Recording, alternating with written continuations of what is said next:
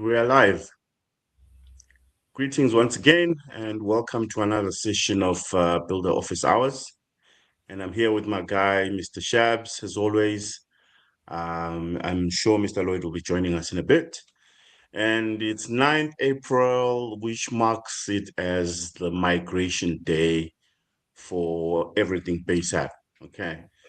So yeah, we're gonna talk about it in a bit. Let's hear from Shabs. How you doing, my guy? Hey guys, I'm well, man. I'm well. It's been a minute since I was here. You know, Yeah. it seems like months. which could be counted to a couple of days or weeks, but it feels like it was the longest time. But Yeah. all is well. Happy to be back and happy to be engaging with everyone. Wonderful. Good to have you back, my guy. And of course, Mr. Lloyd has just joined us. Let's hear from you, Lloyd. How you doing, my guy? Hey guys, BM. Hope everyone is having a dope day. Yeah. Hey Shabs, hope you're doing dope. What's up, Lloyd? Yeah, How you doing, man? I'm doing good, man.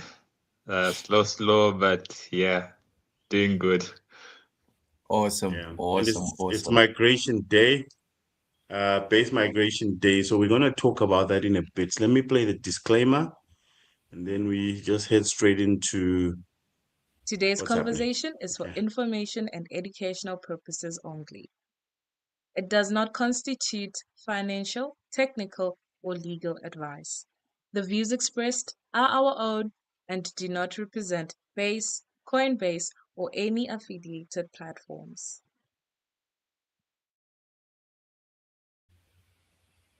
Right. Okay, guys. So let's talk about migration day. So it's the 9th of April, and it's the day that Base is doing quite a couple of upgrades, right? One of the major ones is migrating from the Farcaster SDK type of mini apps.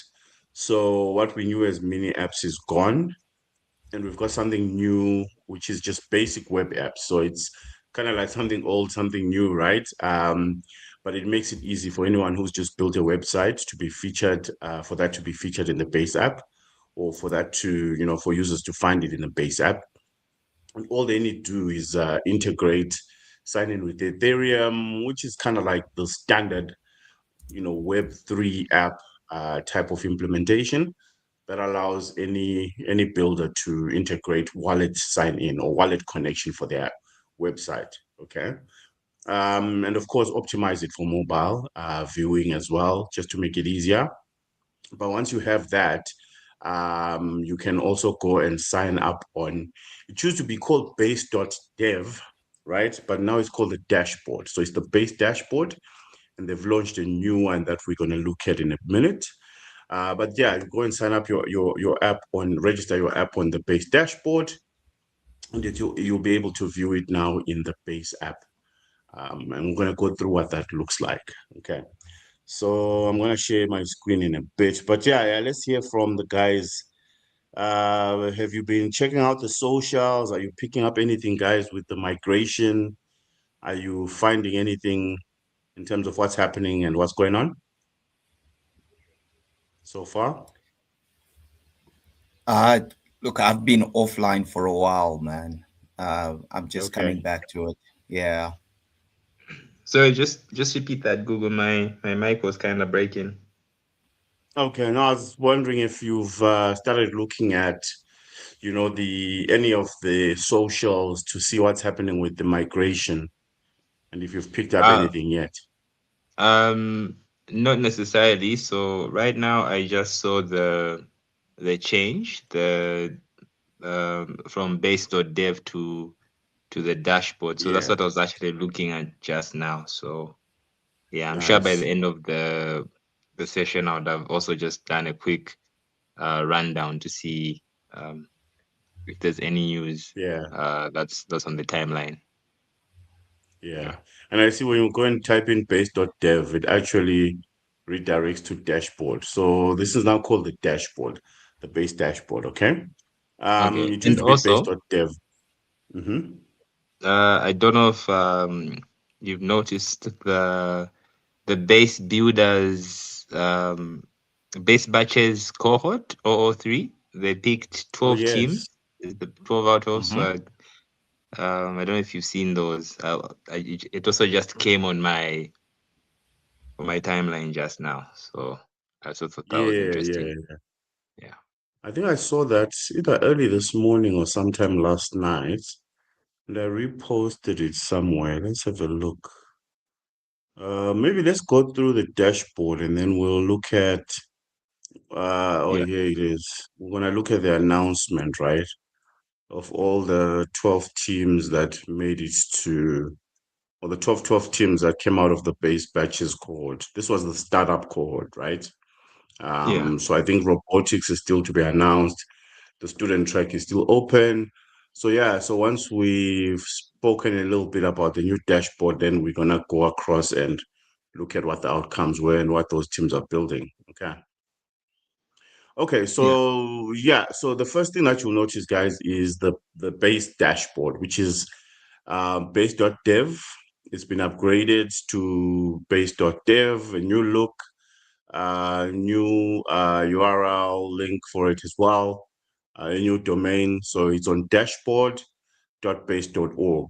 Okay, so it's been brought back to the .org, base.org, web domain. So that's great. So you can find it now all in one place. And it's a place where, of course, you can sign in, log in. Remember, you need to have created a base account first or be logged into a base account to be able to sign in. Then we'll have a Yeah. look if they've added any other sign-in options. But for now, let me sign in with the wallet and we'll check it out.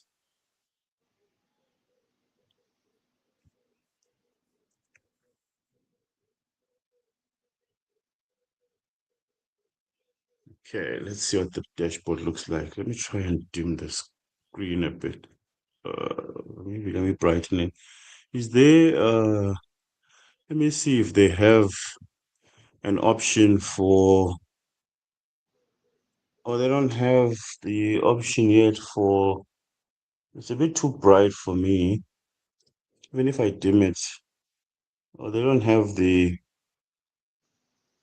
dark mode yet. Okay. So that's something that is really needed. I can't really see these white screens very well. They blind me. But anyway, we're gonna do it. Okay, so I see they've just sort of migrated the look. So everything is there. I still have all my apps over there. And I see they've added my little app icons to my app. So that's pretty dope. So all my favicons are coming up, which is good. And then let's see. Let me see. This was the last app that I created as a mini app. Okay, so that app doesn't have a builder code, I guess. Let me see if, where is the settings? Oh, there we go. It's over there. Okay, so they've just moved a few things around, but it's still kind of like the same. So where we fill in the metadata is under settings. So you just click the settings gear icon, you will get the page to fill in your metadata. And that's where you can update all your metadata and save that. Okay. All right, so I have a primary domain for this. What else is there? Okay, let's see, configuration. Okay, so you have to accept that for it to feature in the weekly leaderboards. But then you obviously need to set up builder codes to be able to track those transactions and appear on the leaderboards. Yeah. Okay, so members is where you will add, any other wallets that you'd like to access, or any other base accounts that you'd like to access your dashboard. Okay, so that's still the same. Builder codes as well. You still have that builder code which you'll copy and go and implement in your app. Account information. I think this was there before, but I've never used it. Okay, so yeah, so I think, I Yeah, don't maybe you know. have to click Okay. update. Oh, okay. So am I not signing a transaction to update it here? What is that Oh, part? Okay, so yeah, I think it's you're saying a oh no, you oh, enter a transaction. so okay, so this account update is normally you enter the information that you would have, I think, created when or entered when you're signing up with this wallet. Yeah. Let me Oh yeah. see. So Yeah, if you because this did it, wallet if you is a signed up, profile information. yeah, if you Yeah. signed up with your wallet, it should show up here. But Okay. since you Yeah, didn't add because your name, I think that's why it didn't add it right. automatically. Okay, so if you okay, so this account information it could pull from your wallet, right? If Mhm. I had added it.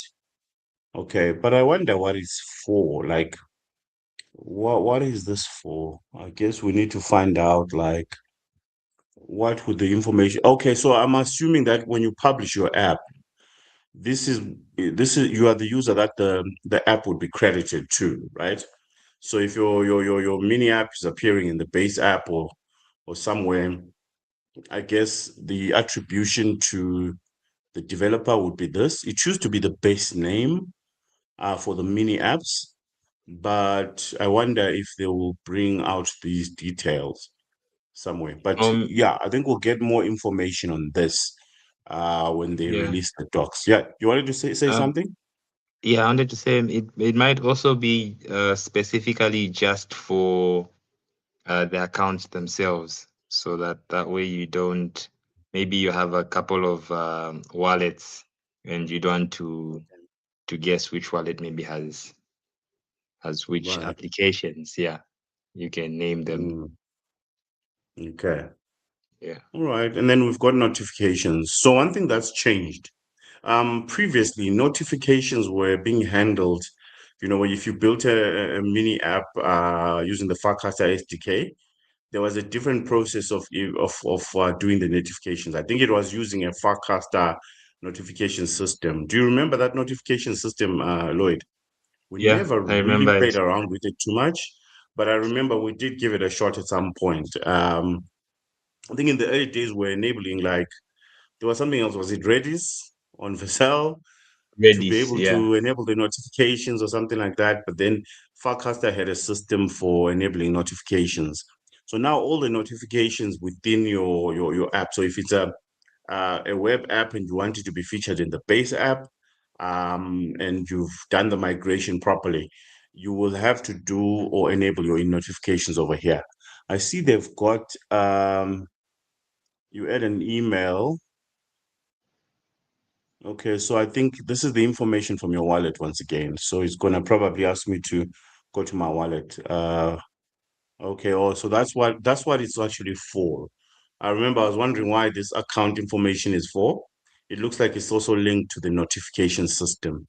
So when I add my email, it's the same email that I have in my signed in wallet.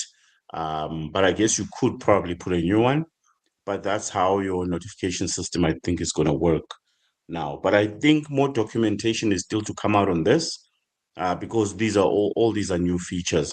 So let's hang tight throughout the course of the day where more updates come out, and then I think we'll be able to figure out what's next. But in the meantime, if anybody has done the migration, or if you haven't done the migration, go to the base docs, migrate your apps from the Farcaster or mini app, SDK standard to the standard web app per the base docs, and come to the dashboard.base.org. Go to your settings and then update your metadata, your app metadata. Okay. So yeah, so that's still the case. And then of course you need to add the builder codes. Okay, so you can go to builder codes there. It will take you to the docs that will show you how to add your builder codes. And the builder codes, once again, they allow you to track your app on the leaderboard, or it tracks the transactions that allows your app to be featured on the leaderboard.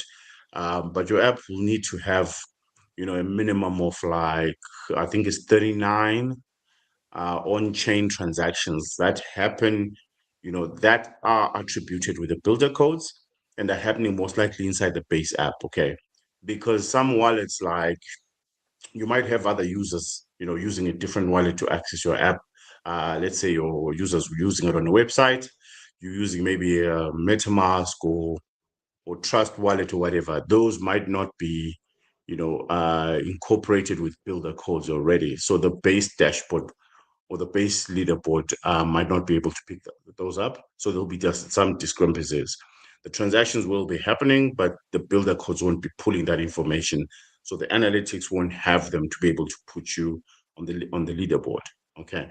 So keep that in mind, that it's mostly transactions that are going to happen, number one, on base and on the base chain, number two, on the mainnet, number three, currently I think is still inside the base app. We're awaiting updates from today with the migrations, if they've actually incorporated other wallets to be able to work with Builder codes. So we'll see what happens with that. Okay. Yeah. Yeah, and I think, what else can we see? So it still tracks transactions from base app. Oh, so now it tells you transactions from base app and transaction from other. Okay, because previously I think it was on chain and off chain. So I think it wasn't clear for a lot of people. Let me see if I can pick up an app. Okay, then it shows you app rankings. Okay. Okay, so that's a link to the leaderboard. Okay, all right, fine. Then you can see over here, this is the timer for when the leaderboard next updates. So it updates every Wednesday. So you see it's updated recently, and then it's going to update again in 6 days. Okay, so yeah, so it pulls transactions for the week. And you got base chain over there, and then base app. Okay, so base app is any apps that are inside the base app. Base chain is any apps that are just happening on the base chain itself, so on the blockchain. Okay. Okay, so Yeah. it looks like the notifications are probably the newest feature that I've picked up right now, right? Adding account information. What else? I think also just making it a bit easier. Oh, there's more stuff. What are these entry points? Oh, okay, so this is where users are accessing your app. Okay, so the home page, messages, so that's kind of like where your users, I guess, or will be accessing your app from inside the base app, perhaps. I wonder. Okay. Hmm. All right, but it kind of gives you, like, um, sort of like, if you are able to use these stats for, so if you want to do some marketing, so if you can see that people are finding your apps via messaging or via home or via social. I think these are all the things that are happening inside the base app. Then you can amplify your marketing based on that, right? So this is kind of designed to give you a direction in terms of how you can improve your distribution. Yeah. So I think the dashboard, when they release the documentation, will have more info because it's just new. I think this was updated early this morning.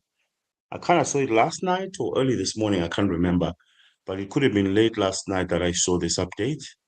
But yeah. And then what else do we have? Okay, so when you click on home, it takes you, okay, there's some links at the bottom here. You guys might not be able to see them. So home and docs, those takes you to external websites, which is the base docs page, the home page, some terms, privacy, preferences. Okay, this is just to manage cookies and all that. And the help. Okay, so the help. All right, the help is taking you straight to Discord. So that takes you to the base Discord to get any assistance you might be having, or you might be to get assistance for anything you might be struggling with. As you can see, that took me straight to the Discord, to the base build. Okay, but if you want to, if you have a specific problem and you want personalized assistance, when you're on base Discord, you have to go to the developer forum and create a new post. Where is that? What is this? Is this an advert? Okay, it's a trailer. Discord keep coming up with weird things, man. Okay, I did not ask for this.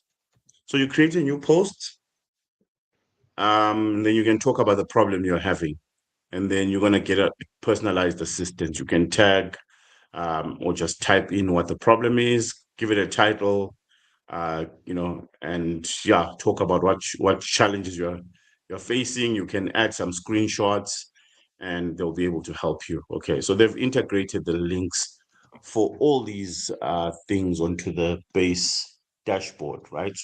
And then of course there's links to the X account, links to the Discord is there again. Then there's an email also that I saw. You can now email base support. So you are struggling with stuff, or you have suggestions, or you want some things to change, you can send an email. Okay. So yeah, so that's just another addition. I think there will likely be some documents, or there's notifications over here, by the way, right? So yeah, there's some notifications that tells you, okay, so it's just suggestions, and I guess the things you've completed would have come here. So I suppose if you, okay, so, or mark as complete, and then it goes across there. Okay, let's have a look. Oh, okay, there we go. Okay, so these are just pointers of things that you need to look out for, like add builder codes, go gasless with Paymaster, get featured on the base app. Okay, so they've put a link to get featured on the base app. This had been taken down. Okay, no, it's still down. Okay, they haven't added a new link. There was actually a Google Doc, a Google document that you would fill in so your app is featured on the base app. So when you look at the base app, you'll see, if you open now and go to apps, you'll see at the top it's got featured apps, and you can swipe across and have a look at the featured apps. So there was an application process, but I think what they will do when should they bring it back again, they will also look at what you're ranking on the leaderboard. Are you getting weekly transactions? Or at least you gotta be on the leaderboard to be featured, I think. Because to feature an app that has no transactions, has no users, does not really make sense. The whole idea is to give you amplification so people can find you easier. So it's kind of like how, in the App Store, there's adverts that bring the apps to the surface, to the top rather. Yeah, so it's kind of like a form of advertising, right, within the base app store. So yeah, so look out for that. But yeah, I think they will add a link for us to apply to be featured. Okay. So okay. Yeah. And then what else is there? Go gasless with Paymaster. Okay, Paymaster, I think a lot of people get confused. Paymaster is actually something you need to set up on the Coinbase developer platform. So you need to go to the CDP portal and set up Paymaster there. Even though it works on the Base chain, because Base, is owned by Coinbase, the Paymaster itself actually works from the Coinbase developer platform. So if you ever see Paymaster, then you say claim. A lot of people, once they try and claim the credits, I think they kind of struggle. So you see now it takes you straight to, when you press claim those credits, it takes you straight to, Coinbase developer platform, right? And what Paymaster is, for anyone who doesn't know, it's where you get your transactions sponsored. Okay. So, for every transaction on the blockchain, you need to pay gas, which is no money in Ethereum. So if you're a new builder and you're just starting out, you might not have, Ethereum to be able to, sponsor gas for your users, right? And if you're Yeah. getting a couple of users, it might cost you some money. So you might not have that money, or you might not have access. You might be in a country where you can't buy Ethereum. There's no exchanges or whatever, and you need to get on chain and build. So this is designed for that. So it sponsors you, I think, up to $500 in gas. Okay. Okay. So you see, it's gonna say redemption failed. I think it's simply because the claim, I think, hasn't been set up automatically, like you can just come and claim, but you can come and set up a new project like there, right? Create a new project, Go to your, where is Paymaster would be in, let me see, wallets, payments, where is Paymaster? Okay, so it will be on-chain tools, then base Paymaster, right? And then there's an endpoint that you just need to copy.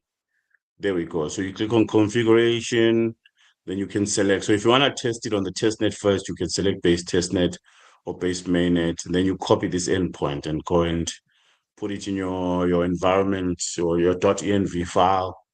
Yeah, you enable Paymaster. If you've got smart contracts, then you add it to your allow list, etc. And you can also kind of configure the limits, whether it's by wallet or the maximums, etc. So yeah, so you need to kind of like work out how much yeah you are sponsoring or to how many users. And I think the maximum is $500. But if you want more, there's a way, I think they mention it on this site, where you can reach out to the Coinbase team to request an increase. So I think it's somewhere in the get help. But yeah, you can request an increase in your Paymaster allocation if you want more. Okay. So yeah, that's something to note. If you guys see this claim, Paymaster, and I've come across people trying to claim and it's not working. It's actually a whole setup that you gotta do over here. Yeah, and then just read this information around the Paymaster. But I think just getting that endpoint, and I think there's an allow list where you need to create. Yeah, so there's an allow list, I think, where you need to allow the wallet addresses for the smart contract where people are claiming the free credits from. I can't quite remember, but oh yeah, here's an allow list. But yeah, you need to kind of like read all these guys and actually read the docs around Paymaster. I've set it up before in two different ways, but that was a while back. So I haven't looked at it in quite a bit. So I won't have all the details. But yeah, there's a lot you gotta configure here. And then it also tracks on this dashboard, right? There's also an issue where I think on this leaderboard, you might be able, when you set up Paymaster, I think there's some transactions you can only track on on this platform, right? Because they've got a dashboard here where you can track which wallets have, there'll be some metrics over here at the bottom, right?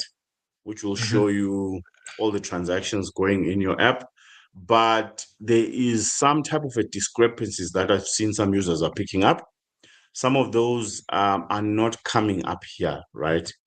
So some guys are able to see them on the Coinbase developer platform. They've added builder codes, but for some reason they're not seeing them here on this dashboard. So this is stuff that's still new as well. So we're still reporting back and forth and also trying to figure this out in real time. Yeah. But that's basically what you need to do to try and claim those gas credits. So it's not money that's going to come into your pocket. You don't get the cash. It just sponsors the gas in your users' transactions. Okay. So just keep Yeah. that in mind. So I think some guys think, oh, claim $500, I'm going to get in my pocket. Nah, that doesn't work that way. So yeah. Yeah, I've had some guys, struggling and trying to get that. I guess they assume they're going to claim it, but I think they didn't know the context. But yeah, it does kind of, So yeah, so that's kind of like what's happening with the new dashboard. There might be more stuff coming to the dashboard, guys, because an announcement hasn't been made, right? So I'm still not sure yet.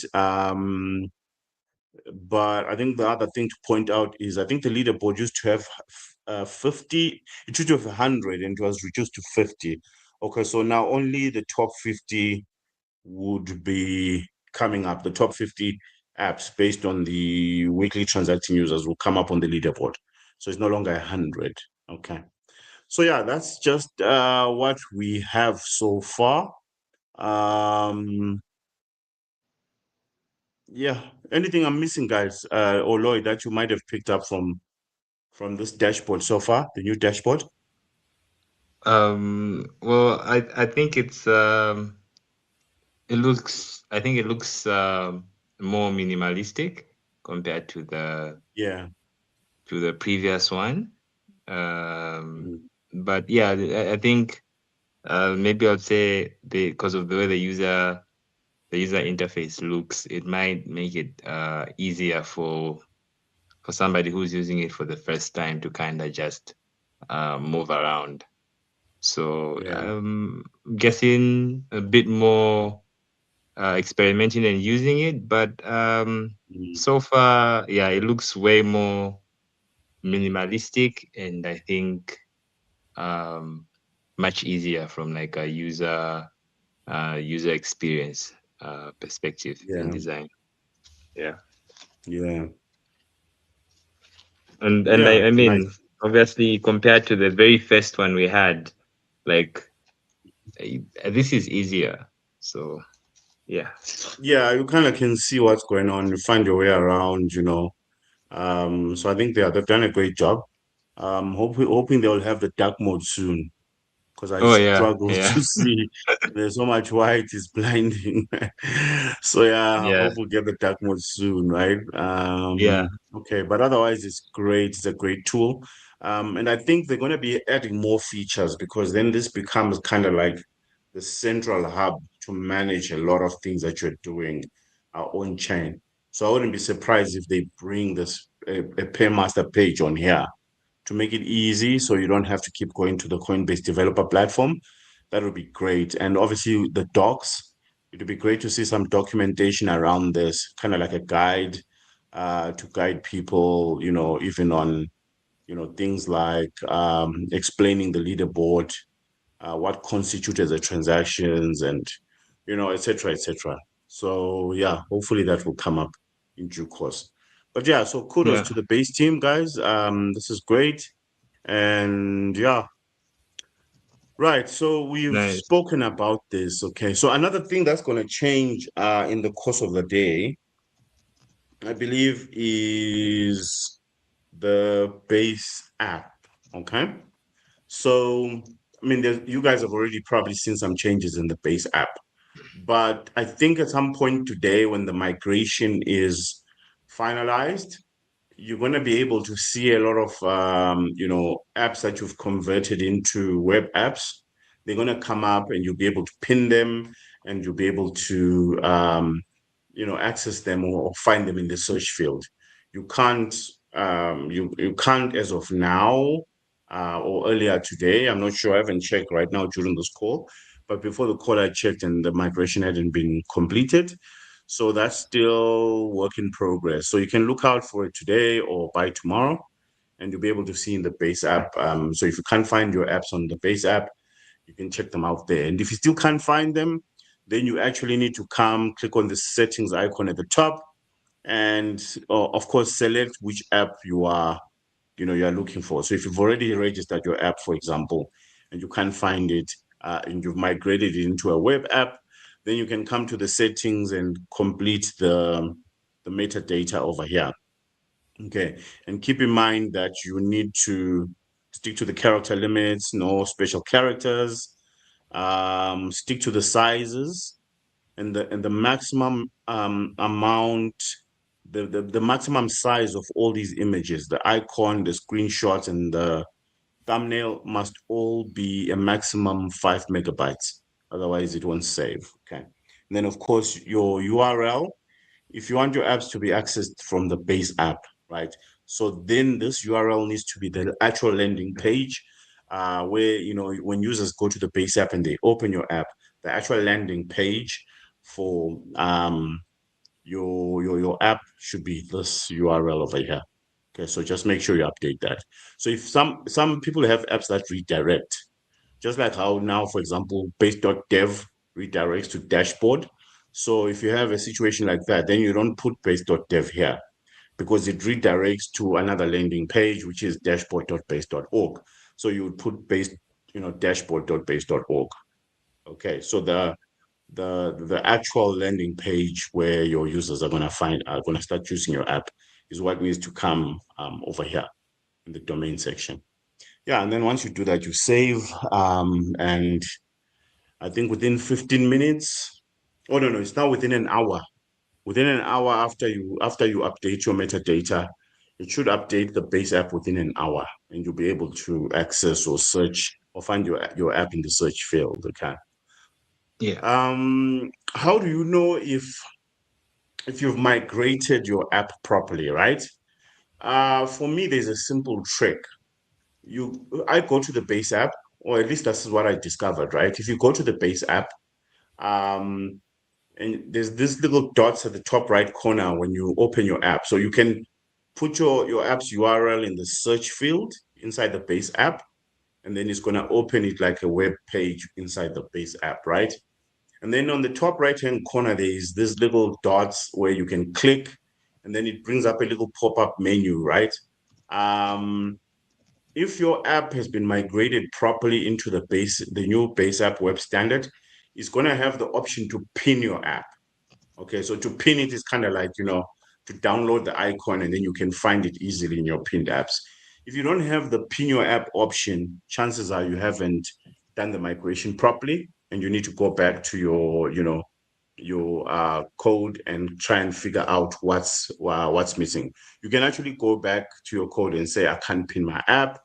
Help me figure it out. And then hopefully you can find a solution. But yeah, that's what I've seen as one quick way of figuring out if your migration was successful. So if you can't pin it, sometimes it's because your metadata has not been updated properly. So once you update the metadata and you've done the migration on your app, then you should be able to pin it. Then that's how you know that your app is actually being converted into the new web standard, is because you're able to pin it, which is kind of like download the shortcut to your app and people can access it or can get it and have it in their pinned apps. If you can't do that, then something has gone wrong. Okay. So yeah, that's kind of it in a nutshell. So yeah, any other things we need to cover here, guys, or any questions or anything I missed out? Lloyd and Shabs? The No, I dashboard. think we managed to kind of explain the new dashboard for anybody who's watching, because Yeah. it's I think it's like I mentioned, it's super easy to use. It's not complex, and I feel from the tutorial that we've just shown people the workaround, anyone should be able to now just go there and whether it's set up a new application or maybe use the old work. So yeah, Mm, I think we've covered most of okay. it. Yeah. Yeah. Right. Thank you, Lloyd. Okay, now Thanks, I Cook. think Lloyd, you can lead with this one, right? um, yeah. So okay, so guys, base batches This batch. startup track, base batches 003 startup track was closed some time ago, and they've announced the results, right? So it looks like there were 120 companies got shortlisted, and then they did interviews, and out of all of those, they were able to come up with 12, right? So there were actually more. Yeah, they came up with the top 12. There were actually, apparently there was like 16% more applicants than the last one. So, it was more competitive. There's over 5,000 odd applicants that were submitted. Um, okay, wait. Am I getting my numbers right? I was reading those numbers from somewhere else. Here it's saying out of 1,000. Okay, so this is 1,100 1,100 startups, team. right? Yeah. Okay, so this is startups. But I think I read a number like 16% more over 5,000 from last year. Maybe that was the total of what's being counted for now across all the batches. But yeah, so here we are, over 1,100 startups and top 12 have been selected, right? Picked. Yeah. And Yeah. they are going into an incubation for 7 weeks where they're gonna help them shape up into proper investable companies, Startup. right? Yeah. Yeah, so let's have a Yeah. look at some You can of click more, these, right? just the one Mhm. below. The part that says base, Yeah, yeah. So when you click more, yeah, it's got all of them now. yeah. So if anyone wants to look at what people are building, especially if you're still submitting for the student track, right? This might be a good guideline to come and see what has been selected, right? But just as a summary, AI native router for on-chain micropayments, okay? And uses as X42. There's a lot of agent stuff, right? Collateral enabled agentic batch, settlement. Okay, so this is a decentralized exchange. Okay, so this is privacy, right? Because we're moving into a privacy space where some transactions will legally be private. Currently, I think it's still a bit tricky to do the stuff, but I think the regulations are slightly changing, and you'll be able to have private exchanges, private transactions, and all that. I'm not quite sure to what extent you can do this right now. Yeah, Same. but yeah, so privacy, where people can see, because currently you can see everyone's transactions on the blockchain, right? So a Yeah. private exchange is probably, yeah. Okay, so this is a decentralized exchange. So right now, the only exchanges that are private are centralized exchanges. But if it's decentralized, like a Uniswap that's private, then I guess, yeah, that keeps you from, potential crime as well, Yeah. or from being And blacklisted by financial institutions. Yeah. Okay, so yeah. social, chat native prediction markets. Okay, so prediction markets with chat or social consumer on prediction markets. And So then it's what is probably this? like Lending. like maybe like the way WhatsApp is, but then maybe you can Mm. chat with your AI Oh yeah, agent so you to can kind of bet or or participate in like coordinate. prediction markets, yeah, and stuff to Okay, buy and sell. yeah. Okay, so Yeah. uncollateralized lending via ZK, TLS plus credit score. Okay, so this takes your credit score and then it kind of like hides it. Then Yeah, you're able to using the get money ZK trend. Yeah. based on your credit score. Okay, okay. Yeah, this will work very well, especially if you can do it like in across places like Africa. But still don't have credit scores in Africa. But then I think I was working on something with the mobile companies. You remember, for you using your mobile number for a credit score based on your user activities. So maybe this kind of approach with privacy could work for Africa. But anyway, this is Mm. interesting for me. What else is there? Oh. Um, Stablecoin lending for creators. Okay, so this is for content creators, secured against verifiable Google AdSense. Okay, okay, okay. Somehow this is linked to this, I think. Well, not linked, Yeah, but kind of like, ZK, they're both using the yeah, same. it's kind of like got the same technology. There's a KLTS and then the lending, Yeah. and then they're using a different collateral standard. And in this instance, they're using verifiable Google AdSense. So if you're a creator, let's look at a creator in Africa, right? And yeah, you probably run some ads on all your socials. You are earning money, you are being paid by YouTube and all that kind of stuff. I think then this allows you to access credit based on that. Okay. Yeah, because Ah, then it should show you how hang much on a you're second. earning. I don't know if you guys can hear the noise in my background. I need to close the door. The guys have started like doing the garden. I'll be back. No problem. Oh, no problem. Yeah, so looking at how um like Google mentioned, Sorry I about think that. it's that's cool. Yeah. Cool. Look, our garden guys, man, it's like they use the oldest machines ever invented. You know those machines for blowing the leaves at this time of the year? Someone needs to bring in electric ones, man. These things are so noisy and irritating. But anyway, here we are. Okay. So Lloyd, you were saying something. Were you speaking on this? Yeah, yeah. No, I was just saying, both of them are using like zero knowledge, what Yeah. zero knowledge transport layer security. So Yeah. I think they are very similar, but also different, because one is specifically, like you've mentioned, for creators or anybody who just uses Google AdSense. So musicians, Yeah. content creators are able to get loans off their videos, which I think is pretty good. And This is yeah, actually a very brilliant idea. I really like this idea, yeah. considering how big content creation is. Mm-hmm. And I think now, content creation is so big that in my side of the world, in South Africa, the government wants to regulate podcasts now because podcasts have taken over media, right? Mm-hmm. Excuse me. The taxman is going after content creators, man. They're like, these guys are earning a lot of money. They need to start paying taxes. So, and a lot of content creators are like literally coining it, right? So this is actually very good because, like, if you're a content creator, imagine you want to buy new camera or new equipment, etc., etc. This is great because then if you are able to get a loan based on your previous, um,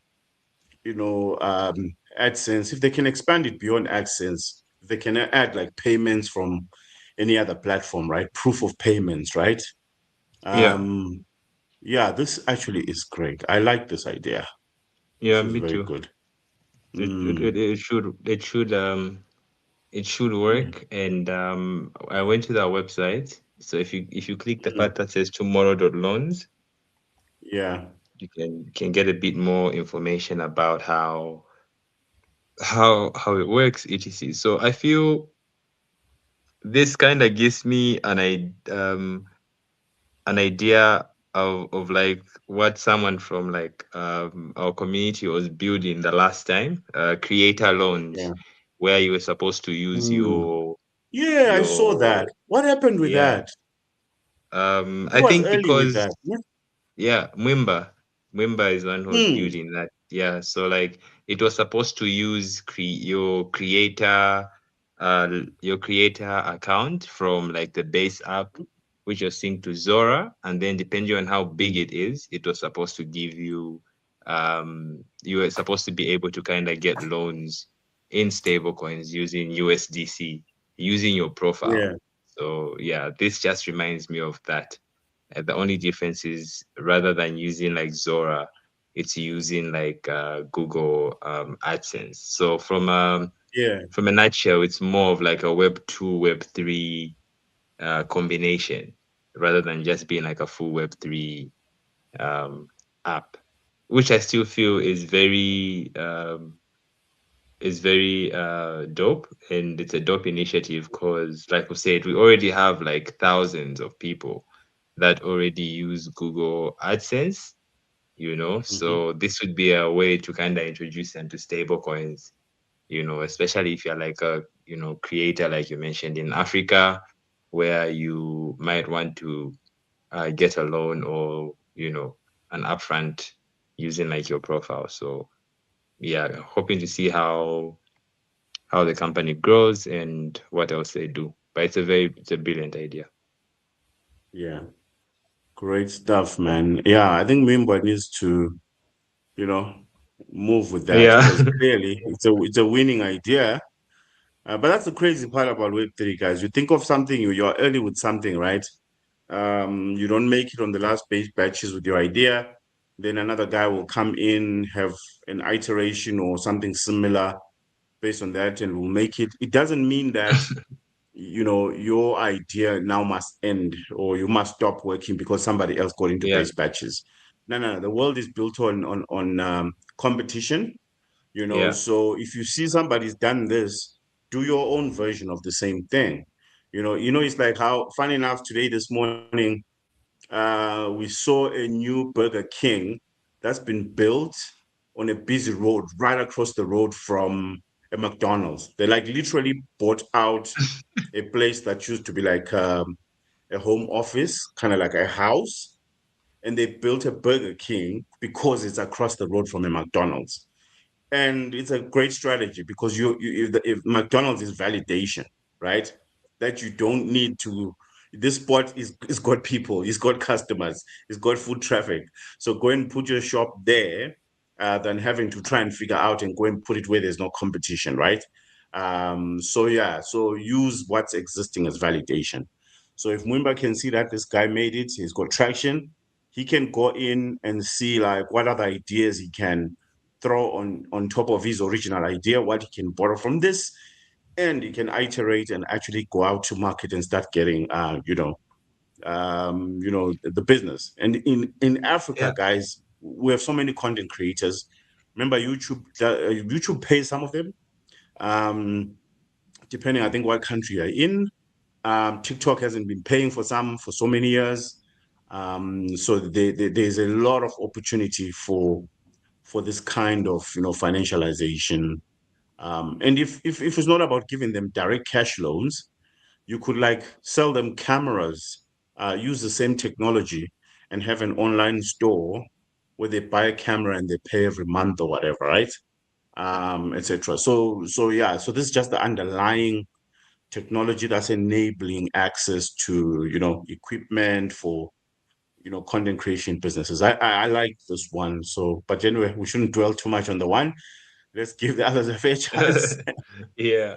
Okay, what's the next one? Routing layer where AI coordinates and transacts. There's a lot of AI stuff, AI coordination, AI stuff. Okay. And of course, On-chain DeFi. foreign exchange. Is FX foreign exchange, guys? I've always wondered what's FX? Yeah, I think it's foreign exchange. Is We it can open okay? our website and see what Yeah, it's foreign exchange. it's foreign exchange. Yeah. So this is on-chain foreign exchange hedging FX towards forwards. Okay, so this is kind of like um I wonder if they're using the Add stable currency coins. insurance to your app with ease. Integrate a seamless FX protection layer into your platform to help SMEs in emerging markets reduce payout uncertainty. Stablecoin settlement, seamless okay to local currency, easy API integration into your app. Okay. Okay. Choose a This is pair and an duration. industry that I really haven't looked into. Hedging leaves emerging market SMEs exposed to FX swings. Oh, all right. Okay. So when you're doing business from this side, the currency fluctuation, especially if, say, you're like in Nigeria where the currency is volatile. But I think in South Africa, it's been a bit volatile because of everything else. In fact, currently with the oil prices going crazy, right? You do see the currency like just keeps fluctuating a lot. So what does this say? Does it give it some type of it hedges? Hedging leaves emerging markets SMEs exposed to FX streams, solving by allowing your clients to select a currency pair, lock the rate. Ah, yes, that's what we're talking about. Okay, lock the rate and then receive losses. Receive the difference between the locked and final rate in stable coins or fiat to offset currency losses. Oh, It's like right, a right, right. currency risk protection too. Actually, this is Like a it, great idea too. yeah. Avoid, For SMEs in our side of the world, yeah. avoid losing Yeah, money when exchange rates change. Yeah, yeah, it's, yeah, I yeah. think And the dollar it's has a been great kind of idea. volatile for Yeah, for us here with the oil prices as well. It's been going up and down a lot. So this I is think very if you're doing interesting, huh? business externally, Because it's yeah. you actually get to fix the rate. So like Mm, if I let's say deposit a certain amount, and maybe mm, let's say for example here in Zambia the kwacha is at like maybe let's say 19 or 18 per dollar. It means yeah. even if it goes high or goes low, I'm able to receive the same amount, if I'm not mistaken. Although it's also Mm, a win or lose situation, because if then yeah. your economy is doing really good and it drops to Mm, like 10, you still have to yeah. get it back at like 18. But like overall, Mm, I think it's a really great idea. Yeah. Yeah. You know what's resonating with me with these some of these that we're picking up? These are real world problems that these guys are trying to solve and using leveraging on chain or stuff markets, right? Um, like the Mhm. one we looked at. So the last two we've looked at, they are solving things that we see every day around us, you know? So that's very interesting. Yeah. Yeah, they're very And then interesting. yeah. Then I saw this one, opinion markers. I actually wanted to look at this one. I didn't get a On chance to, photo but it was content. saying on photo content where the highest bet wins. Okay, I was wondering what is this? Sounds like some type of a prediction market. Let's see what it says. Daily Feels photo like a challenges. prediction Snap market the for theme. photos. Yeah. Top photo Okay. wins. Top photo wins. JPEG. Also, it's kind of like a prediction market for photos. Mm-hmm. Or what? Is it likes? No, Okay. it's for photos. So like the photo that wins, I think like the prediction markets are. Like, scroll to the bottom. Hmm. Made for fun, made for Hmm. internet friends. I wonder. Um, Hmm. we scroll down. Now, this isn't You go low. much. It's just join waitlist and Oh, this. oh, it's a one-page landing Doesn't. page. Yeah. This isn't much. Okay, but this will be interesting. I thought, okay, this is kind of it's giving social, it's giving aligning with Instagram. So yeah, Let's it'll be interesting see. to see what Let's see what that what Twitter. comes out of this one. I think they have a Twitter, right? Oh, is there Twitter? Okay. No, there's On no. the Oh, let me check here. yeah. They there you go. A JPEG app. So maybe Mm. that Twitter has got like a bit more Oh, so social information. prediction game. There we go. It does say it's a social prediction game. Okay. Yeah. Okay, so I wonder how it works. They've got something over here. Yeah, you can play that. It's about 30 seconds. I wonder if it will play. Main character Because energy. my No, just we can still see the oh, you can still see. yeah, so it send it. So you take a photo, you upload it, collect your favorite JPEGs.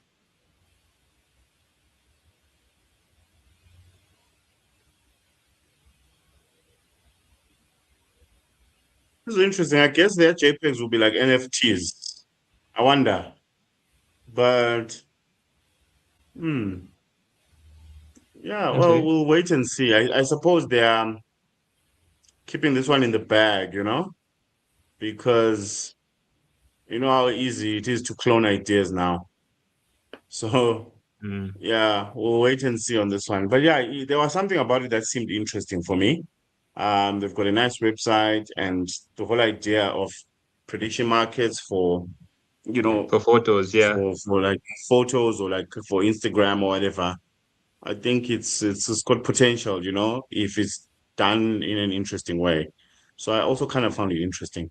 Okay, credit for AI agents. I've seen this idea has been around for a while. I wrote something on this as well. I had another approach to this myself, but there's a Credit couple for of AI guys that have been agents. doing this. Yeah, there was a Okay. couple of guys have been doing this. But it's something that's definitely like if anyone is building on this, if you can crack it, You want to see this is a that page? huge market. Yeah, this is a definitely a huge market. If you can crack it, if you can do it properly, and if you have the liquidity, I guess, or access to the liquidity, or it can be done in a DeFi approach where you can access some liquidity. I think someone else had something similar to this. This one, uncollateralized lending. Oh, this one for using your Well, credit that scores. one This is was not like for for agents, not for people. yeah, Okay. that's for people. Yeah. Yeah. There's a guy who was actually making some progress with credit for AI agents, but let's have a look. See. Mm, Financing for institutions and AI agents. The on-chain credit okay. layer. Okay. Agents and developers. X402 native working capital for compute. Mm, Credit lines via agent kits, SDK, API. mm. Issuers or institutions. Okay. create a loan book or market terms, deploy capital, collateral. No, you're still reading. Sorry. No Okay, worries. pipeline. Oh, they've already got some loans matched. Okay, agent operators 57 loans matched. 480 million. Pipeline would be maybe, I don't know. Is it written business or okay, but they're talking big numbers, yeah. Eh? Mm. I think it's just illustration for now Oh, okay. because we would But have yeah, heard this is a about big this. area. Yeah, Yeah. yeah. But the thing about Yeah. lending, right, is liquidity. So if I guess Let's see that if you Twitter, can hmm? that Twitter page. Mm. So while this is a good business, I think to build it is easy, but to get it to work, your liquidity sources, right? Like where you're going to get the liquidity from. I think some of the stuff when it comes to lending is going to come down to that. And why I'm speaking to the generic developer, right? If you can figure out where the liquidity comes from, you know, your liquidity sources, or if you can create some type of secure pools, if you want to do it like in a decentralized way, you can create like some type of decentralized lending for agents, right? If you can create some type of a liquidity pool and you can attract other agents to come and lend to other agents, or humans to lend to agents, or etc., or anyone with locked value or something like that on chain. So I think it can be done, but I think the secret for any builder to get you need traction nowadays, right? So I think one of the things is a Yeah. lot of these companies probably have got some form of traction, right? They've perhaps maybe got 100 users or 1,000 users, or they've done some type of traction to be able to show, because there was an interview. And I think one of the things that are coming out in the AI age is if you're building something, get a bit of traction, you need that validation, and you need to be able to sell it, of course. So I'm not sure what the criteria was for base, but I think in general, if you look at outside the base batches, traction is a big deal. So if you can figure out on a small level how you can grab liquidity for a lot of stuff on chain and be able to offer it out there securely and be able to, provide a profit for whoever is providing that, then you are able to Yeah. build a lot of these nice systems for AI agents. So I think that's the trick with lending. It always comes down to who has the most liquidity, who can bear the most risk as well, and Yeah. it's all about volumes, right? To be profitable, because the margins are very small, right? So to be profitable, you need volumes. So I think when building some of these things, it's important to think about sustainability, right? Um, Getting 1,000 users for certain types of business models might just not be enough. And these guys are talking 450 million pipeline. So, this is when these things like are starting to be profitable, right? When Yeah. you bring in the big numbers, yeah. But if you're just playing around the smaller numbers, um, yeah, it can be tricky. But I think from what I'm seeing, guys, right? A lot of these businesses are not difficult to build. You can vibe code most of this stuff, right? Um, it's not to take away from what they're doing. It's not difficult to build, but what's difficult is the distribution. That's what I'm picking up a lot nowadays. Is Yeah. we are building a lot of apps, we're building a lot of tools, but the difference between us and these guys is normally the traction, getting that distribution, as well as selling it. So just your being a builder is just not enough. You need to be a salesperson, because that's business development. Even in the real world, you build a business, you gotta go out there and sell it. You gotta get customers, you gotta buy. So Yeah. you could be a vibe coder, but you still need, business skills. You still need sales skills, more importantly, because at the end of the day, the only outcome should be income, right? It's all about getting money. So Yeah. you'll find that these guys probably have got a combination of things: presentation, how they presented this opportunity, how they built it, how they sold it, and that they were able to get a couple of customers. But that's where it's at in the real world. It might not work exactly that way in grant programs like this or in these competition programs, but when you get out of this competition and you get to the real world, it's about getting customers, you know?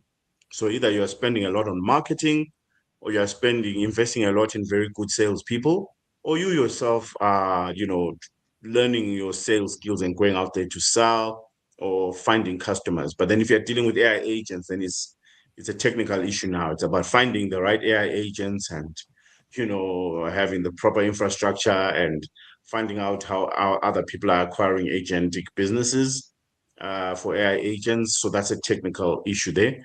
But ultimately, in the real world, I think outside of the agentic world, where you are looking at the consumer or businesses, you still need to have that sales skill. You still need to do a bit of marketing, and your presentation needs to be very good. So some of these guys have got very nice websites, like these guys. Okay, this is just a landing page, but it's pretty. I think Yeah. something about these guys caught my attention. I don't know what it was, but I came across No, them somewhere. Um, it's a nice yeah, website. Yeah. exactly. So yeah. Is there anything else we're looking at? We've looked at, but these guys, they've generally got a very interesting set of companies that have come up in this batch, right? I like the real world side of things, solving this on-chain FX issues, because these are things that in Africa Yeah. we face. Yeah. I like that this time they also looked at those kind of businesses. Um, I like that there's something that's dealing with social as well, dealing with content creators, because yeah, well, they are looking at opportunities in the emerging economies as well. Credit for AI agents, of course. Yeah, this one is yeah, a lot of people have been trying to crack this one. So this one might have done something special, or we must have some good traction, or figure out a different angle of doing it. So it'll be interesting to see what comes out of this one. Yeah. Self-custodial AI native Yeah. neobank. Neobanks have been a buzz for a while, right? Sorry? Yeah, yeah. These That's neobanks, a they've been. it's a highly competitive market, and Mm, it's highly regulated as well. So yeah. you can start, but I think what will get you there is your regulation. And like you said, in the end, you're going to try and move people from the conventional thinking of utilizing a normal bank into a neobank. Mm, And that takes a lot of marketing and your distribution channels, which will need a lot of funding to be able to do. So mm, yeah, but like I mean that's been around for a while. yeah. And this is a very good landing page. They've actually got Mm. a beautiful landing page. It's slick. And It's Mm-hmm. which thinking, Google Gemini, or what is it, 3.1 yeah, anti-gravity. It makes this yeah. type of websites, yeah? Mm, Yeah, anti-gravity makes be- a lot of websites that looks like this. Oh, Like, yeah, it's actually anti-gravity is pretty good for websites as well. So I think, yeah, I'm seeing some stuff that I've seen in anti-gravity type of sites. These guys have got a very nice landing pages, man. I'm jealous. Yeah, yeah, they do have the nice landing simplicity, pages. yeah, they have a very nice to look at. Okay, mm, so yeah, so I think Shabs, what you've said is actually very nice and solid. I was reading somewhere where it was saying regulation is the new mode, right? Because in the AI yeah. age, anybody can copy anything, right? But if Mm, you're able to get licenses in 50 countries like Circle has done with USDC, right? You yeah. are like literally, you have a monopoly, because Absolutely. some places, it's funny. some places actually prefer monopolies because some governments prefer to deal with one company and be able to have a predictable tax rate from one company than to deal with two or three and then be dealing with the unionization of companies trying to lower the tax bracket. So you'll find in African countries there's so many monopolies. If you look at like in South Africa, cable TV, DSTV has had a monopoly for so many years, right?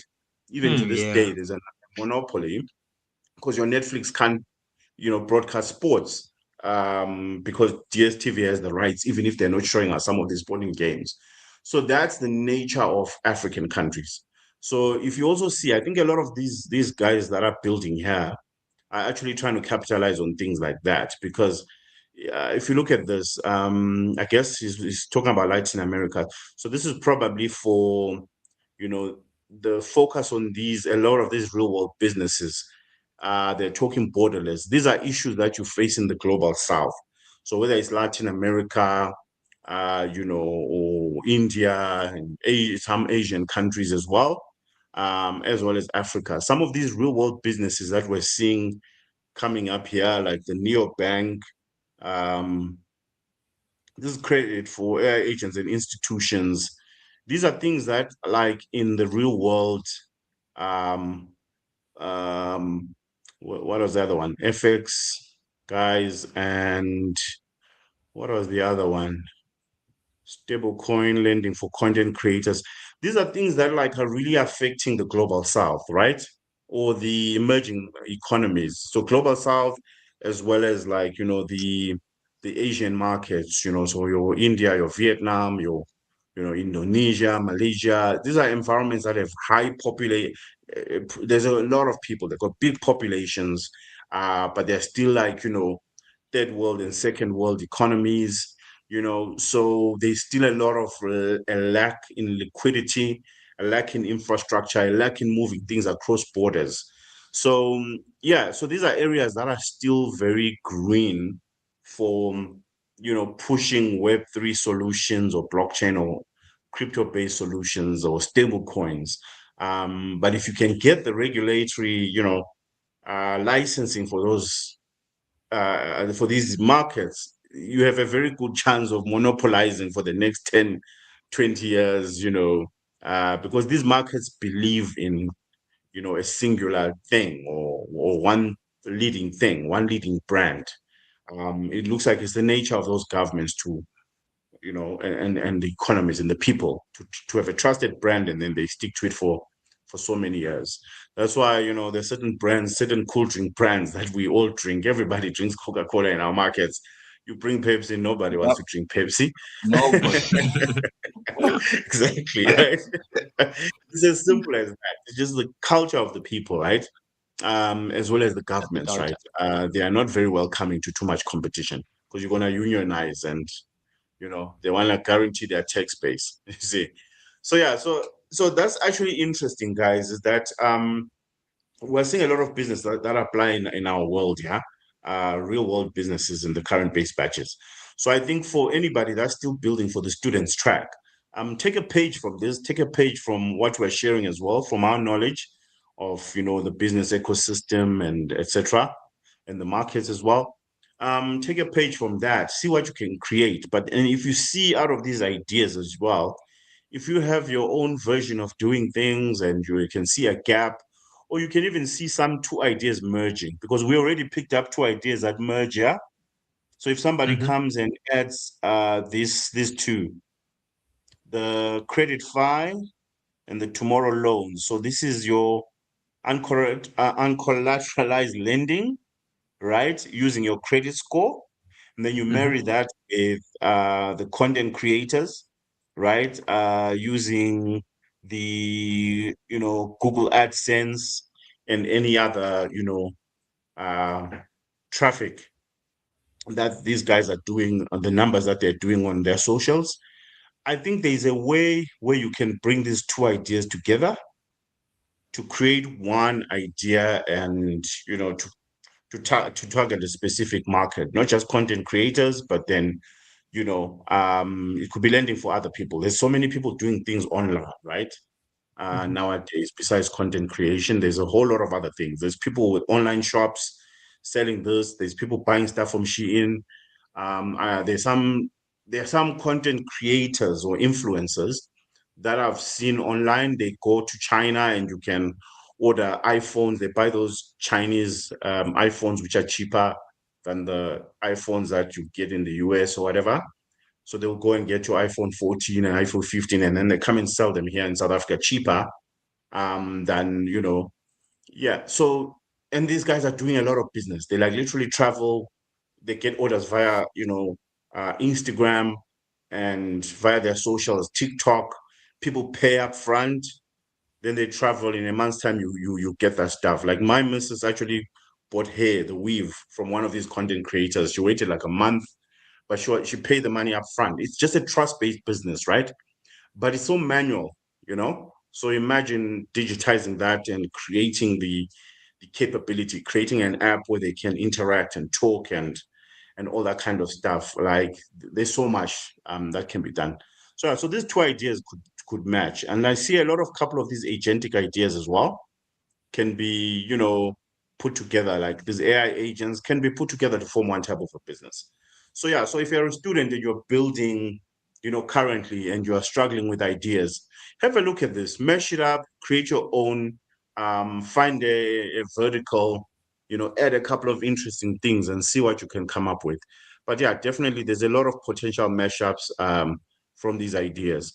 But not to say, guys, base all your ideas on this. We're just giving you ideas on ideation comes from other ideas. So is this like the McDonald's?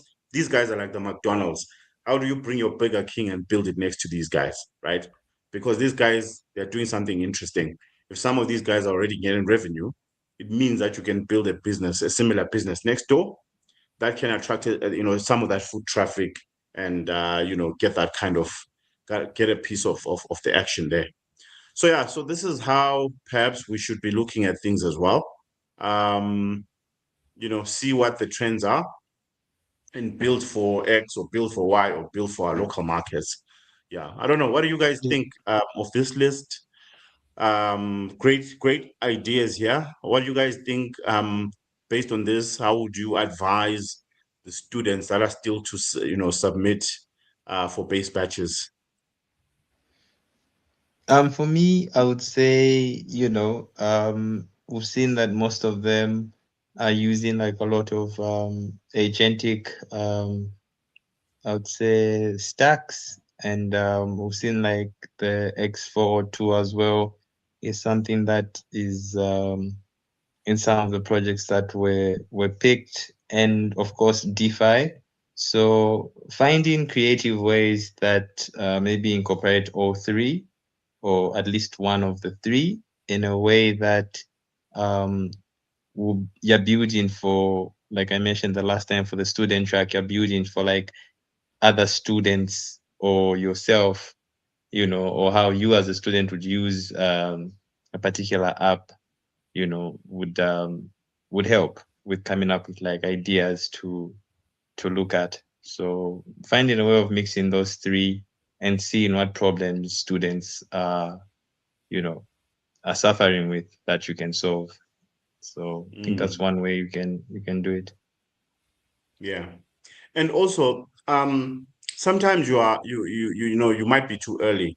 Like I say, this credit for AI agents has been around for a while. I think last year there was a couple of guys that I saw who were part of the X8004 community, the ERC 8004. There was one guy who was doing for credit for AI agents last year, and I think he submitted for base batches. So he was actually too early for this. But then this year, somebody else comes and grabs it. So sometimes, guys, your ideas might be too early. So what do you do when your idea Yeah. was too early and, maybe you submitted something last year and you're too early and then you're seeing other people are getting, the action. Like we talked about Mwamba, he had something on, what did Mwamba do? Or it was Wimba, on chain lending creator for content creator creators. loans. Yeah. Yeah. And then somebody's already doing that. So he was a bit early. But then what do you do when, the following year you feel like, oh, you had an idea, or maybe they stole my idea, or maybe they took inspiration from me. It means it just wasn't your time at the time, right? But this is validation. So take your idea, rehash your idea, think about it and go to market. Because then if these guys are chosen, then this is validation. So go and get the users, get on the base leaderboard, get the numbers, and then that will allow you to, so if you don't get base batches, you can still get onto the leaderboard, get into the top 10. All you need is 200 odd or 220 odd weekly transactions to get noticed Yeah. on the leaderboard. Okay, on Yeah. on dashboard. It's no longer base.dev. It's now dashboard Dashboard. base.org. So on the base dashboard. Okay, so yeah, so that's all you need. So perhaps if you were too early with your ideas, or even from base batches 01, and you're seeing something coming up and it sounds or tastes a little bit like something that you were pitching earlier, no, then rehash it, take inspiration from this, build your own version, get those users, and put numbers on the board, and base will amplify you. If you're on the dashboard in the top 10 or top 20, they'll recognize you. Reach out to them and reach out to your country leads if your app is doing numbers, and then they will help amplify you and get more users. So it's also Yeah. important to remember that Base is not just looking for 12 companies, right? Base is hoping that of the 1,100 that submitted, right? Hopefully 10% of these, 110 of these, I guess that's why they probably took 120, right? Roughly 10% of these will become real businesses. That transaction chain bringing more users to Base. So it doesn't mean if you don't make it, you give up or you stop. No, it means take inspiration from these guys, take some ideas from these guys, and go out there and get your distribution, get your users, and start to grow your business. Okay. So Yeah. this is basically just validation. We've seen a lot of these ideas before. We've seen a lot of this agentic orchestration. But what's beautiful is that we're seeing that, there's validation. We've been seeing it. Some of you guys have vibe coded some of these ideas, but then somebody has got an opportunity to turn it into a business. That's validation for you too. Okay. So Yeah. I think that's Yeah. that's what's important to get out of these base batches. More And than I'm anything else, sort of that the winners is validation. Sorry, over to Yeah, you, Lloyd. and I mean, like, if you really look at it, I feel like the base batches, for anybody maybe who wasn't like chosen, is supposed to be like motivation enough to actually get you to build a product that you actually also, I would say, are passionate about, right? Because like the way you mentioned, Yeah. each one of those submissions is a potential business, you know? Doesn't Mm, mean because you didn't get picked for base batches, then that's the end of like your building. In fact, I feel like we should be building towards more long-term goals, rather than maybe just building a product for a hackathon, So yeah. even when you're building like as a student for this student track, like build for the base batches student track, but also build in mind to say this is something that can actually become a product that people can actually be using, and maybe potentially grow into like a full startup. So I feel like everybody else who applied but maybe like wasn't picked, like you said, this is the time for you to just update, improve and upgrade your startup, because you Mm, have a product. For you to build it, you yeah. saw an opportunity, you saw a market. So, update that product and actually start looking for users in that particular market. And I mean, Base is always here to support, even just by like retweeting like your work. So you never know, Mm, your users might just be in your timeline. So I feel like exactly. it's to build, just build Mm, and improve your product and start looking for users. Yeah. mm, definitely. Shebs, Yeah, anything? I think these are kind of like our last words before we call it a day. Or what's your yeah. take, Shebs? My take on specifically the guys that we had a look at. I think we had some really great products. I Mm, think guys went all in and they didn't just present something that would be ready to go to market with all the sort of it. What do I want to say? It's beautification. So mhm, people mostly buy with their eyes, and these guys made Mm-hmm. sure that you know it's not just what the actual product is visually. It was a lot of these guys did really good jobs. It was amazing, and then they went over mm, and beyond to build the processes, and hence why they yeah, are the top 12 chosen. So I think yeah, that is great. And adding to inspiration and where other people might not have been picked and they would mm, like to continue and so on. I think, mm, Google, you mentioned it. The world is competitive, and one needs to understand that in a competitive market, you got to try and enhance and improve as you go along. So, mm, because you didn't get picked and you see an idea that's similar to you, does not mean that y- you somebody stole your idea and you're Yeah. not going to be able to get your stuff out there. Um, Yeah. mm, what it does mean is that you just need to do a little bit more work and just get back out there. Yeah, Yeah. I think that's my parting sort of information that I need to share. But guys, yeah. I need to apologize. I need to jump off this call. I've got another call No in like worries. a No, minute. thanks for joining us, Shebs. We'll definitely Yeah. catch you next week. Tuesday at 7 p.m. for the building on Cool. base. All right. Yeah. Thanks, Yeah, guys. Thanks, Okay. Jabs. Talk to you yeah. soon. All right. Awesome. Cool, cool. All right, so yeah, definitely, guys. So this is validation, guys, that these business models work. Like I said, some of the stuff here, we've seen the credits for AI agents. So many people have been trying to do it, but it looks like it's gaining traction, right? I think we first started seeing it with the initial when Google A2A protocol came out. There was a two or three guys that I saw as well that were talking about it at the time.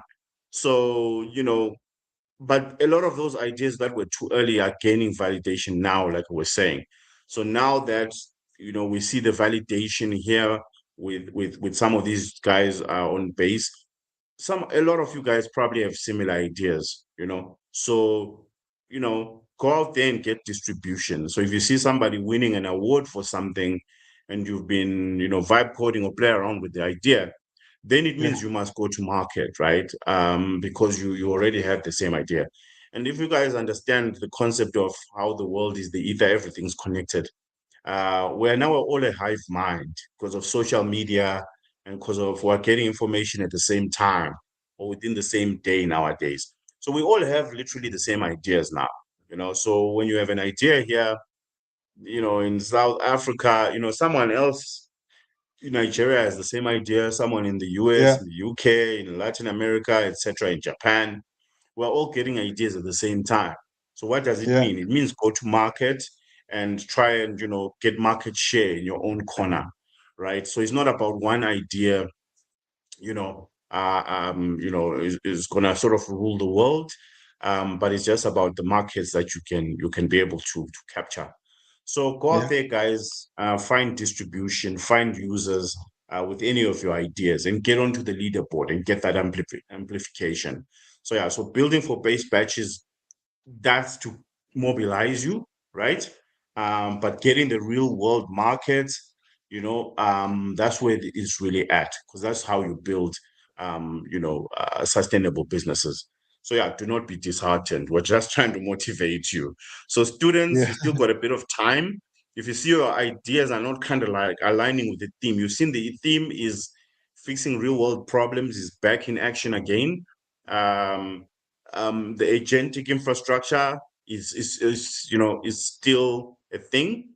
You saw prediction markets. There's only been two in that instance, because prediction markets is a bit of a tricky game now because it's kind of like already been monopolized, and there's this regulatory issues coming up now where the prediction markets are there's only probably going to be two or three global players on the Web3 based prediction markets because of regulatory issues, right? So whenever something proliferates, regulation normally kicks in, right?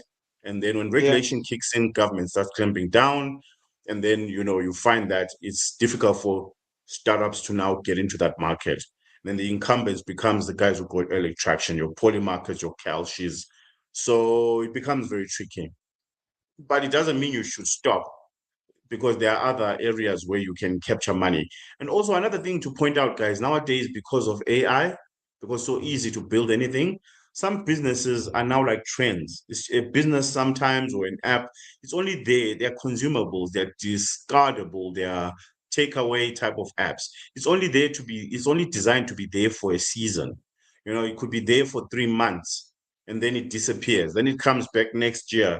So, for example, we've got the World Cup soccer coming up in America, right?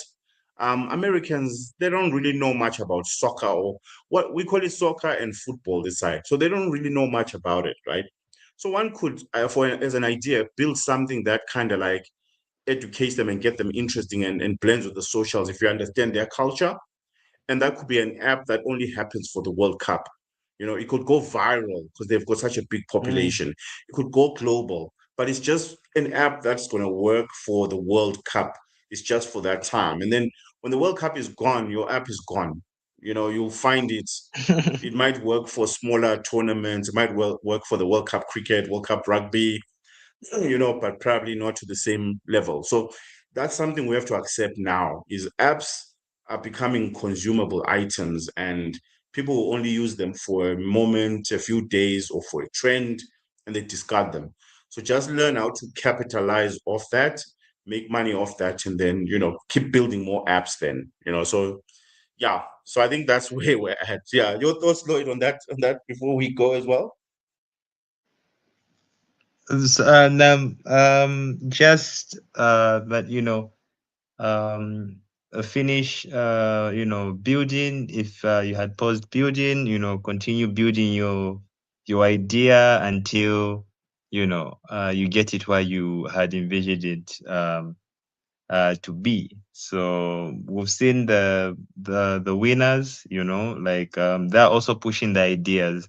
Some of these were just also once thoughts. So it's great to see people's ideas being pushed, and I can't wait to see what these guys do. Seen very amazing projects, very innovative. So yeah, it's a competitive space, but it's good whenever we see people win, So I'm very happy with the selection as well. I think they all did a No, great job. Yeah. This year's selection was solid. Or this, not this year, but this base batches selection of the ideas. I mean, it's pretty solid. So, it's going to be interesting to see what comes out of robotics as well. So the robotics tracks, Yeah. I think, is going to be very interesting. So I'm looking forward to checking out, which companies were selected and which ideas for robotics. Yeah. And of course, the student one, because the students always have come up with the great ideas as well. It's going to be interesting to see, in a couple of weeks, or I don't know if it will be a couple of months when they'll be announced, but it's still, there's quite a bit of a lead time for students to be interesting to see what the students actually come up with. But the good thing, guys, is with all the tools that are available now, the creativity and the nature of businesses is changing. So we learn from that, we adapt as well. So that's the good thing about base batches, is it allows us also to learn as builders, as vibe coders. It allows us to learn in terms of what's happening in the market. And then if you're a trencher, then if you know what you should be buying, because the base batches winners, it's pretty obvious, right? So for the trenches as well, I'm also excited because I know where to put my coin. I know what coin to be buying, or whatever the case. So yeah, so I always look out for these, new startups. So there's so many upsides to these things, guys. There's so many ways to gain benefit from all of this. Even from a spectator, when you're spectating and you're just watching, you're not building anything. You could be trenching, and getting the upside of that. So yeah, so look out for all of that, and obviously the base app is where all the action is going to be happening. So look out for that. Yeah, so I think Yeah. we can call it a day, man. This has been a nice session. It's been very interesting.